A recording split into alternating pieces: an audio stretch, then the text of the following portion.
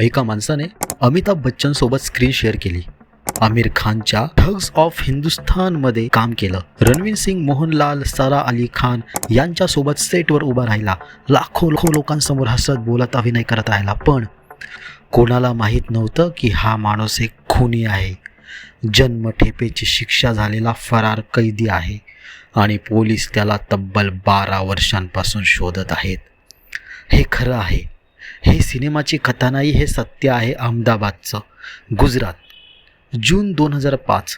नरोडा परिसरातील एक सामान्य दिवस. पण त्या दिवशी एका माणसाने, नरेंद्र उर्फ नानो यशवंत कांबळे याची निर्गुण हत्या केली. हत्या करणाऱ्यांचं नाव होतं हेमंत नागिनदास पुरुषोत्तमदास मोदी. पोलिसांनी त्याला अटक केली. खटला चालला आणि 27 ऑगस्ट 2008 रोजी न्यायालयाने निकाल दिला, जन्मठेप.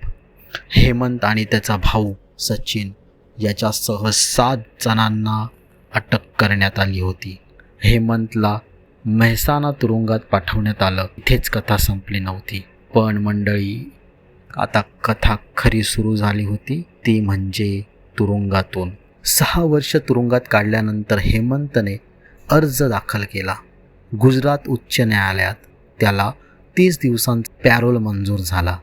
तारीख होती 25 जुलै 2014. पॅरोल म्हणजे तात्पुरती सुटका. 30 दिवसानंतर परत यायचं हे बंधन होतं. पण हेमंत मोदीने 30 दिवस संपल्यावर तुरुंगात परत यायला नकार दिला. तो पळाला. पोलिसांनी त्याला पॅरोल जम्पर घोषित केलं. अटक वॉरंट निघालं. राज्यभर शोध सुरू झाला. पण हेमंत मोदी कुठे सापडला नाही. कारण त्याने एक असा खेळ सुरू केला होता जो कोणीही कल्पना केली नसेल. तो फरार झाला होता. फरार झाल्यानंतर हेमंत थेट बिहारच्या पाटण्याला गेला. तिथे वर्षभर राहिला. नवी ओळख तयार केली, ट्विंकल मुकुंद दवे.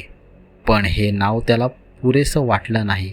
नंतर तो अहमदाबादला आला आणि मग थेट मुंबई, जिथे कोट्यावधी लोक राहतात, जिथे नवी ओळख बनवणं सोपं होतं, जिथे कोणी कोणाला ओळखत नाही. इथे त्याला नाव घेतलं, एक नवं नाव, स्पंदन मोदी. आणि सुरू झाला एक नवा अध्याय, अभिनय बनण्याचा अध्याय. थांबा मंडळी, एक फरार खुनी, जन्मठेपेची शिक्षा झालेला, तो थेट बॉलिवूडमध्ये गेला. हो, आणि फक्त गेला नाही, तो यशस्वी झाला. स्पंदन मोदी नावाने त्याने अहमदाबादमध्ये त्याचं करिअर सुरू केलं होतं. स्पंदन मोदीने छोट्या मोठ्या नाटकांमध्ये काम करण्यास सुरुवात केली. तिथे त्याची प्रतिभा दिसली आणि मग मुंबईत संधी मिळाली. 1 चित्रपट, 2 चित्रपट, वेब सिरीज, नाटक आणि मग अमिताभ बच्चन सोबत चित्रपट. आमिर खानच्या ठग्स ऑफ हिंदुस्थानमध्ये भूमिका. रणवीर, मोहनलाल, आदित्य रॉय कपूर, सारा अली खान, सोनाक्षी सिन्हा यांच्यासोबत स्क्रीन शेअर केली. लाखो लोकांसमोर आला, कॅमेरासमोर आला उघडपणे. आणि पोलीस त्याला शोधत होते पण सापडत नव्हता. कारण पोलीस शोधत होते हेमंत मोदीला आणि तो जगत होता स्पंदन मोदी म्हणून. पोपट पिंजऱ्यात अडकतो, पण हा पोपट स्वतः पिंजरा बदलत होता आणि कोणाला दिसतही नव्हता. मंडळी, हा माणूस 12 वर्ष खुल्या जगात वावरत होता, बॉलिवूडच्या सेटवर, लाखो लोकांसमोर, आणि पोलिसांना कानोकान खबर नव्हती. हे कसं शक्य झालं आणि अखेर त्याला कसं पकडलं गेलं हे सांगतो. पण आधी एकच विनंती, क्राईम डायरी 302ला आत्ताच सबस्क्राईब करा. मित्रांनो, व्हिडिओला व्ह्यूज असतात परंतु कोणी सबस्क्राईब करत नाही. जर तुम्ही आम्हाला सबस्क्राईब केलं तर निदान तुमच्या एका सबस्क्राईबमुळे मला व्हिडिओ बनवायची प्रेरणा मिळेल. प्लीज प्लीज प्लीज, जर सबस्क्राईब केलं नसेल तर नक्की सबस्क्राईब करा. चला पुढे जाऊया. 12 वर्ष निघून गेली. हेमंत मोदी आता स्पंदन मोदी नावाने आयुष्यात रमला होता. बॉलिवूडमध्ये वेगळी ओळख बनली होती. पब्लिक लाईक जगत होता, इंटरव्ह्यू देत होता, इव्हेंट्सला जात होता. पण मंडळी, गुन्हेगार किती चतुर असला तरी एक चूक होतेच. अहमदाबाद क्राईम ब्रांचच्या DCPला एक गुप्त माहिती मिळाली. एका खबऱ्याने सांगितलं, फरार कैदी हेमंत मोदी शहरातच आहे, एका गुप्त ठिकाणी राहतो, मेट्रो स्टेशनजवळ. पोलिसांनी सापळा रचला, रात्री धाड टाकली आणि तेथेच एका बनावट नावाने राहणारा 12 वर्ष लपलेला बॉलिवूड ॲक्टर, ओळखला जाणारा हेमंत नागिनदास मोदी पोलिसांच्या जाळ्यात अडकला.